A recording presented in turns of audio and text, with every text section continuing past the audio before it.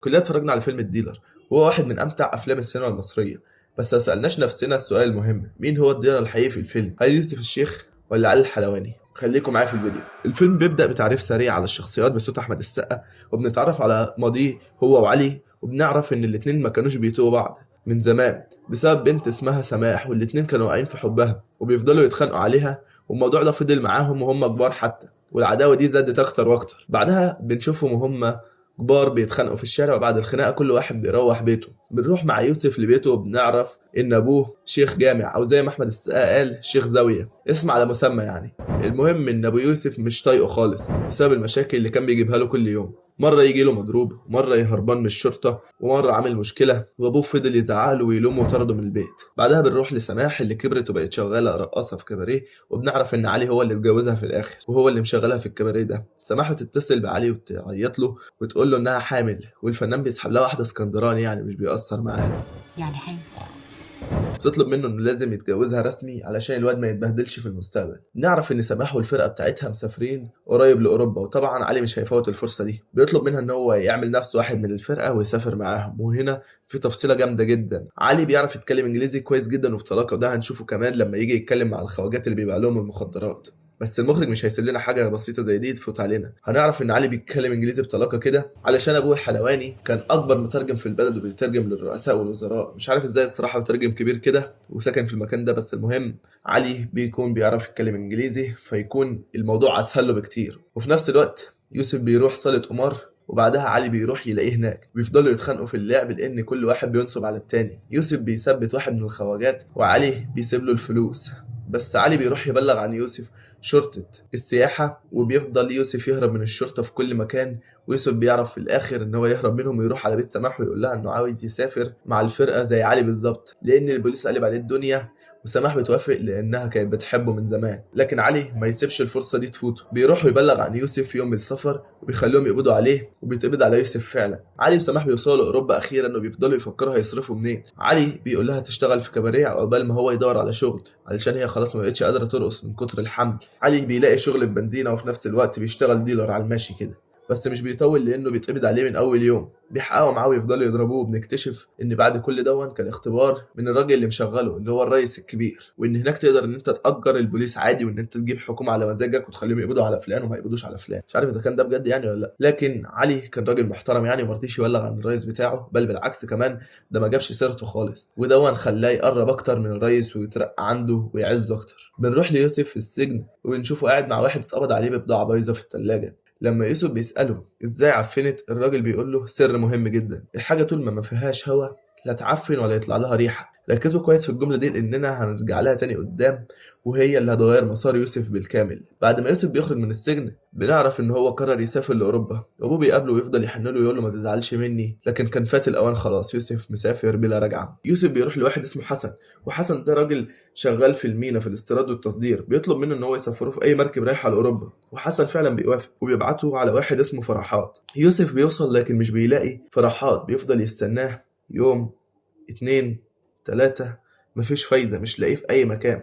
في الآخر بيلاقي فرحات وبيشتغل معاه في بيع الهدوم، شغل حلال يعني. لكن بعد فترة لما يوسف قدم في البلد وعرف الشغلانة، حب إن هو يبعد عن فرحات ويشتغل لحسابه. فرحات مش عاجبه الكلام دون، فبيروح يبلغ عن يوسف وبيتقبض عليه، لكن فرحات بيروح يضمنه ويخرجه من الاسم تاني، ويقول له خلاص ما قدامناش حل، لازم نشتغل في المخدرات. ويوسف بيتصدم ان فرحات اللي كان فاكره راجل طيب ومش شغال غير في الهدوم بس، شغال في المخدرات وفي كل حاجه حرام. يوسف مش لاقي مفر قدامه فبيوافق، وبرضه لانه يعني كان حابب الموضوع، يعني هو ما كانش شيخ ازهر في مصر. يوسف وفرحات بيبداوا يكلموا الناس ويبيعوا لهم، لكن مش بيسافروا بالمخدرات لان اللي بيتقبض عليه في المطار بمخدرات بيتسجن 36 سنه. يوسف بيقلق جدا من الموضوع ده، لكن بيكمل عادي وبيبعت لابوه فلوس وجواب. بنعرف ان ابوه اتعمى خلاص ومبقاش يشوف، وبقى خايف على يوسف وعايز يعرف هو فين. بس ده كان في الوقت الغلط خلاص. في الوقت ده يوسف بيفكر هيعمل ايه في موضوع المخدرات ده، ازاي ما يتقفشوش بيها. فبيفتكر الدرس اللي اتعلمه في السجن، بيبدا يعمل اكياس المخدرات المفرغه من الهواء تماما، وبكده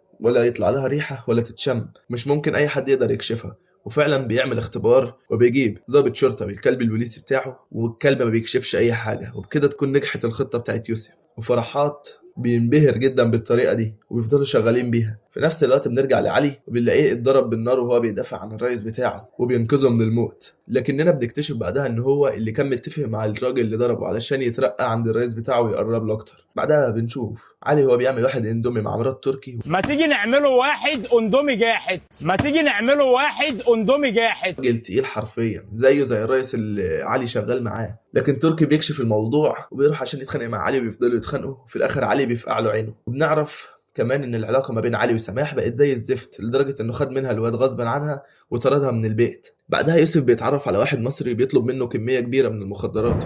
لو انا جايب لك برشام منين يا المانيا وانا التامين الصحي. يوسف ما بيعرفش يوفرها فبيطلب من فرحات انه يضمنه عند التاجر الكبير. فرحات وافق وضمنه فعلا. يوسف بيروح يسلم للراجل المصري البضاعه، لكن المصري بيعمل له كمين وبياخد منه الفلوس والبضاعه، ولا وكمان ده بلغ عنه الشرطه وكان هيحبسه. التاجر الكبير بيخطف يوسف ويحبسه عنده لحد ما يرجع الفلوس. ساعتها فرحات بيروح لابو تركي علشان يلحق صاحبه، وابو تركي ده يبقى عم فرحات في نفس الوقت، ويحكي له عن موهبه يوسف الفريده ان هو بيقدر يمنع المخدرات من اي ريحه. ابو تركي بيعجبه الموهبه دي وفعلا بيسدد كل الفلوس عن يوسف وبيطلعه، بل كمان بيطلب منه ان هو يشتغل معاه. بعد ما ابو تركي سدد كل الفلوس اللي عن يوسف وطلعه، يوسف ما سابش الموضوع كده، قرر ان هو ينتقم من المصري اللي نصب عليه وخد منه البضاعه والفلوس. يوسف بيقدر يوصل له ويمسكه، بينتقم منه وبيقتله. الانتقام ده خلى ابو تركي يحترم يوسف اكتر واكتر ويثق فيه، وبقى واحد من اهم الناس اللي بيشتغلوا معاه. يوسف وهو سهران في كباريه بيشوف سماح، واللي بيعرف ان هي شغاله رقاصه في كباريه وبيفضل يلومها اللي هي وصلت فيه ده، وان هي اللي عملت في نفسها كل ده لما سابته وراحت لعلي، لكنه بيسامحها في الاخر وبياخدها تعيش معاه وبيتجوزها. وفي الفرح تركي شاف سماح وفضل يزعق فيها ويقول لها هقتلك هقتلك، وبنعرف ان سماح هي اللي كانت اتصلت على تركي وارشدت عن علي، عشان كده كان عايز يقتلها، لكنه ما بيقدرش يعمل اي حاجه يعني علشان يوسف معاه يعني والشهامه والرجوله مموتاهم. بعدين سماح بتطلب من يوسف حاجه واحده بس، ان هو يرجع لها ابنها من علي، ويوسف بيوعدها ان هو يعمل كده. بنرجع لعلي وبنشوف ان هو بقى رئيس اوكرانيا. في حاجه موتاني ضحك، ان في المشهد دون كان مطلوب من خالد النبوي ان هو يقول الخطبه دي كامل بالاوكراني، ما كانوش جايبين فويس اوفر ولا حد هيقول مكانه ولا اي حاجه، فقرر ان هو ياخد كورس لمده 3 شهور او اكتر علشان يقدر يقول الخطبه دي بس بنفس الطريقه بتاعت الاوكرانيين. محدش كان مصدق. انا قاعد بقى 3 اشهر، رحت لواحد قبلها دماغه سم دماغه. رحت لواحد بيعرف روسي، قلت له ترجم لي وقال لي طب انا مش فاهم حاجه، مش عارف البتاع، سجل لي. فسجل لي فبقيت اسمع. حاطط البتاع ده كده، كان معايا تليفون بلاك بيري وقتها، حاطط السماعات كده طول ما انا مش في اي حته، رايح جاي لوحدي في البيت في اي حته، حاطط البتاع دي. وفعلا بينجح في الانتخابات ويبقى رئيس اوكرانيا، لكن في نفس الوقت ابو تركي بيطلب راس علي وابنه عايز ينتقم منه على عينه اللي فقعها له، والرئيس اللي علي كان شغال معاه بعد ما علي خانه وسابه برضه طالبه. يعني كل الناس بتدور على علي علشان تخلص منه. انا كلكم تحاربوني، كلكم يعني كلكم ضدي.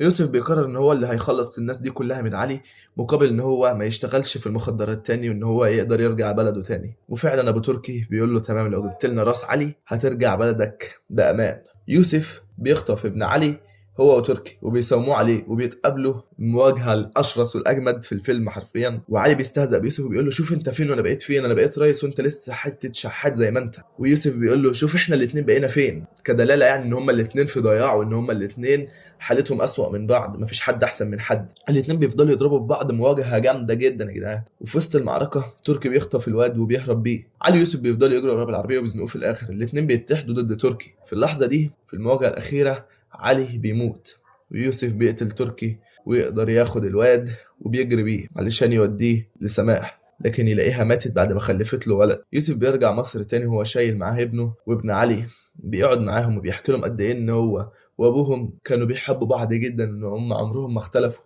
وكان بيحاول يصلح صورة علي في دماغه. وبكده ينتهي الفيلم. التحليل النفسي العميق للشخصيات. اولا علي الحلواني. علي هو التجسيد الحي لفكره الطموح اللي خرج عن السيطره، ومش شرير بطبيعته لكن بيبرر لنفسه اي حاجه طول الفيلم. عنده قناعه ان الناس كلها تحترمه لو كان فوقهم، وده خلاه يحول الخيانه لوسيله نجاح. اللي بيحرك علي هو الخوف من الفقر اكتر من حب الفلوس. هو شايف ان الغني هو الامان، وان اللي مش معاه ياكل هو ده الخطر. بس الحقيقه ان طول الفيلم عايش في قلق مستمر، حتى هو ناجح تلاقي عينه دايما فيها شك ورعب وعدم راحه، وده بيوضح ان اللي بيغدر مره عمره ما هيعيش مرتاح. وده كمان علي قاله في اخر الفيلم لما جه يموت، قال انا مره خدت رصاصه علشان اعيش ومره خدت رصاصه علشان ابني يعيش، كدلاله يعني ان هو لما اتضرب بالنار اول مره علشان كان يترقى. مره خدت رصاص عشان اعيش، والنهارده خدت رصاص عشان اموت وابني يعيش. المهم نخش على تاني واحد، يوسف الشيخ. يوسف هو الوجه التاني لعلي، لكنه اختار يتغير بعد ما اتكسر من السجن، خلى جواه ظلام، بس برغم كل ده عنده ضمير بيحارب. هو دخل في طريق غلط مش حبا فيه لكن كرها في اللي ظلمه. يوسف بيجسد فكرة الضحية ممكن تتحول لجاني، بس الفرق بينه وبين علي إن يوسف عمره ما نسي إن الغلط غلط، وده اللي خلاه في النهاية أقرب الناس حتى لو لبس وش المجرم. سماح هي البنت اللي بتكشف حقيقة الاتنين، هي مش مجرد حب قديم، لا دي كانت النقطة اللي بدأت منها كل حاجة.